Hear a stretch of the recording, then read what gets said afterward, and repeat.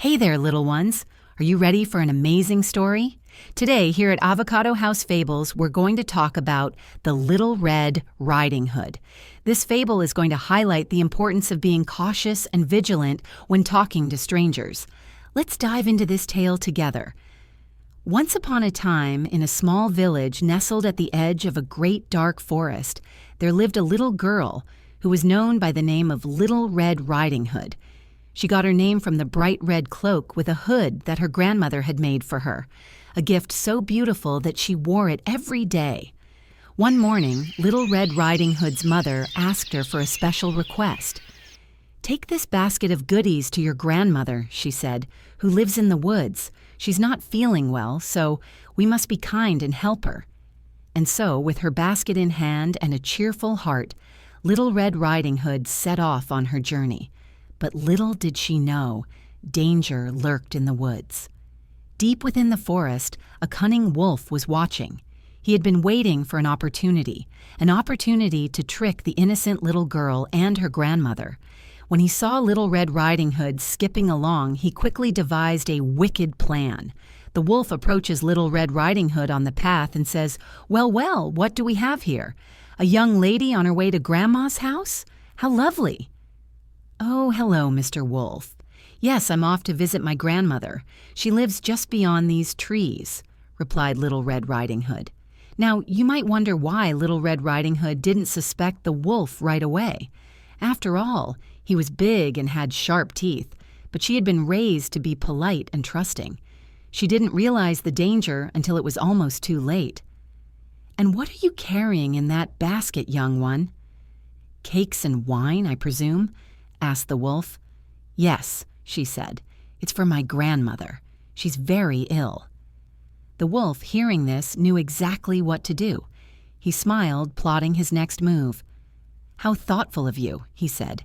"Why not take a little stroll through the flowers? I'm sure your grandmother would love to receive something beautiful along with the treats." "Oh, that's a great idea. I'll pick some flowers for her. Thank you, Mr. Wolf," she said excitedly. And so, Little Red Riding Hood wandered off the path to gather flowers, while the wolf hurried along the main road to Grandma's house. Time was of the essence, and the wolf was eager to carry out his scheme. When the wolf arrived at Grandma's cottage, he knocked softly on the door. "Grandmother, it's me, Little Red Riding Hood. I've brought you some treats." But of course, this wasn't Little Red Riding Hood at all. The poor old grandmother, who was feeling quite ill, didn't suspect a thing. She opened the door, and before she could utter a word, the wolf pounced. He locked her in the closet and dressed himself in her clothes, thinking that this would be the perfect disguise. Meanwhile, Little Red Riding Hood, having collected a lovely bouquet of flowers, was skipping along the path, humming to herself. She had no idea what awaited her at Grandma's house. When she arrived, she noticed the door was slightly ajar.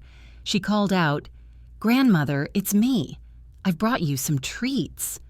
She was greeted by an odd silence, but as she entered the bedroom, she noticed something strange.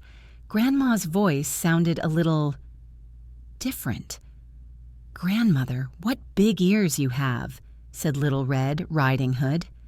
The wolf, now disguised in the grandmother's nightgown, smiled and replied in a voice as sweet as honey, "All the better to hear you with, my dear." "Grandmother, what big eyes you have," said Little Red Riding Hood. The wolf grinned even wider, his eyes gleaming. "All the better to see you with, my dear." "Grandmother, what big teeth you have," said Little Red Riding Hood. And then the wolf, unable to contain himself any longer, sprang from the bed with a loud growl. "All the better to eat you with, my dear." But just as the wolf was about to pounce, a brave huntsman who had been passing by heard the commotion. He burst through the door and chased the wolf out of the house. The creature, frightened and ashamed, fled deep into the forest.